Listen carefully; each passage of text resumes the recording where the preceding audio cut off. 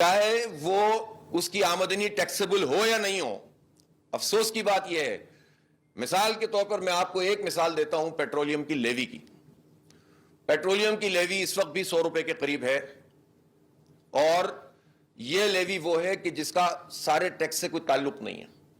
یہ ہر لیٹر پر پیسے 120 بھی چلی گئی تھی. تو یہ ہر لیٹر پر ہر فرد جو بھی 1 لیٹر خرچ کرتا ہے وہ دیتا ہے. وہ طالب علم بھی ہوتا ہے، وہ بائکیا کا کام کرنے والا بھی ہوتا ہے، وہ فوڈ سپلائی کا کام کرنے والا بھی ہوتا ہے، یہ میڈیا کے ہمارے کیمرہ مین بھی ہوتے ہیں، یہ ہمارے جو ہیں وہ رپورٹرز ہوتے ہیں، مزدور ہوتا ہے کسان. پاکستان میں 2.5 کروڑ موٹر سائیکل ہیں. 2.5 کروڑ.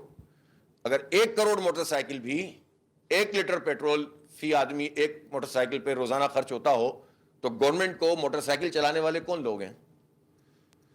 ان کی اکثریت ان لوگوں پر مشتمل ہے جن کی آمدنی ٹیکسیبل ہی نہیں ہے. تو وہ روزانہ کی بنیاد پر گورنمنٹ کو کتنے پیسے دے رہے ہیں؟ اگر 110 اور 120 اور 100 روپے 1 لیٹر پر دے رہا ہے ایک آدمی، تو اس کا مطلب کیا ہو گیا؟ اس کا مطلب یہ ہو گیا کہ ایک دن میں 1 ارب روپے، اور 30 دن میں 30 ارب روپے، اور 365 دن میں 365 ارب روپے. اور یہ لیوی بڑھاتے بھی رہتے ہیں.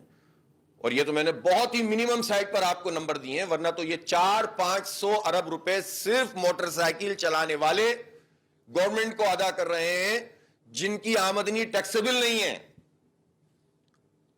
اور پاکستان میں جن کی زمینیں سینکڑوں مربع ہیں، میں چھوٹے کاشتکار کی بات نہیں کر رہا، اس کا تو بڑا غرق کر دیا گورنمنٹ نے. جن کی زمینیں سینکڑوں مربع ہیں، وہ تھوڑے ہیں لیکن ان کی زمینیں زیادہ ہیں، اور وہ انکم ٹیکس ادا نہیں کرتے.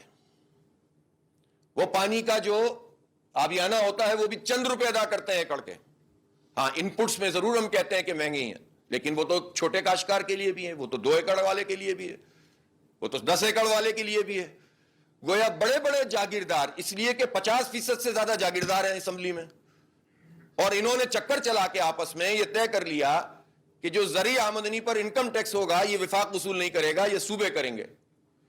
اور اب یہ صوبے قرارداد پہ قرارداد پاس کرتے رہتے ہیں کہ آئی ایم ایف نے کہا ہے تو قرارداد پاس کر لیں، لیکن پیسے جمع نہیں کرتے. تو لیوی کی قیمت میں پچھلے 2 سال میں پوری پاکستانی قوم نے مل کر کتنے پیسے جمع کرائے؟ 3000 ارب روپے تقریباً. اس سال 1700 ارب روپے جمع کرائے گی پاکستانی قوم صرف پیٹرول کی لیوی پر. اور وہ جسے پی ڈی ایل کہتے ہیں، اور پی ڈی ایل کیا چیز ہے؟ Petroleum development levy. یہ 2001 سے آج تک 8066 ارب روپے جمع ہو چکے ہیں. یہ نمبر تو مجھے ویسے یاد ہو گئے، 8066 ارب روپے. اور یہ ہے petroleum development levy. Petroleum development levy کا مطلب یہ ہے کہ آپ ریفائنریز کو بہتر بنائیں گے تاکہ آپ کی کیپیسٹی بڑھ جائے. آپ اپنی جو آئل ہے اس کے ریزروز کو بہتر بنائیں گے، اس میں انویسٹمنٹ کریں گے تاکہ کوئی مصیبت ہو، مشکل ہو. جیسے ابھی جنگ ہوئی تو ہمارے پاس ریزرو زیادہ نہیں تھے، اگر زیادہ ریزرو ہوتے تو ہم اپنے پیٹرول کی قیمت کو بہت بہتر کر سکتے تھے. اسی طرح سے اس میں وہ ڈیولپمنٹ کریں گے کہ جب ہم امپورٹ کرتے ہیں تو کروڈ آئل بھی امپورٹ کرتے ہیں اور ریفائنڈ آئل بھی کرتے ہیں. اگر ہماری ریفائنری کی فیسلٹی ٹھیک ہوتی تو ہم کروڈ زیادہ کرتے، ریفائنڈ کم کرتے.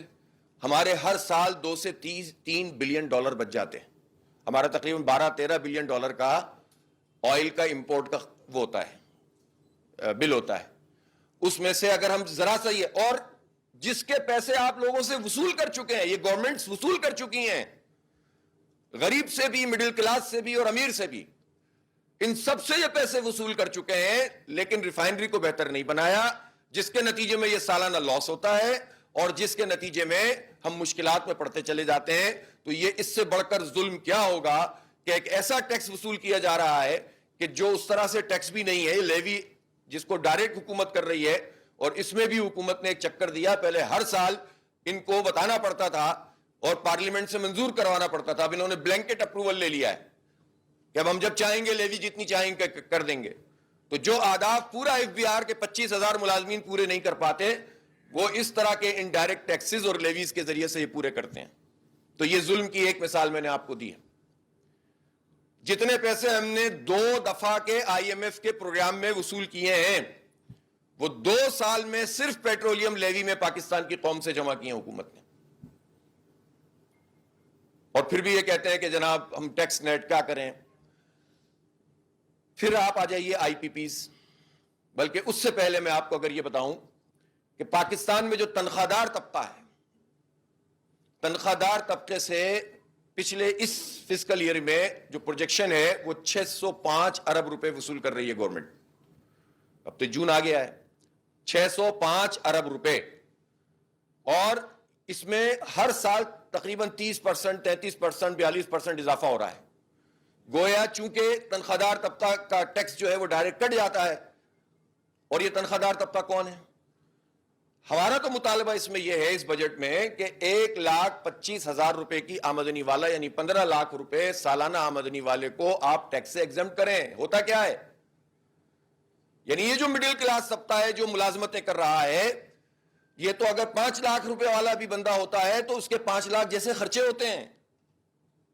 تعلیم تو یہ اسٹیٹ دے نہیں رہی ہے معیاری, کہ سرکار کے اداروں میں معیاری تعلیم ملے تو لوگ اس کی فکر نہ کریں کہ ہم اپنے بچوں کو کہاں پڑھائیں گے.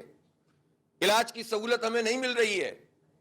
امن بھی خرید کے لینا پڑتا ہے چوکیدار رکھ کر.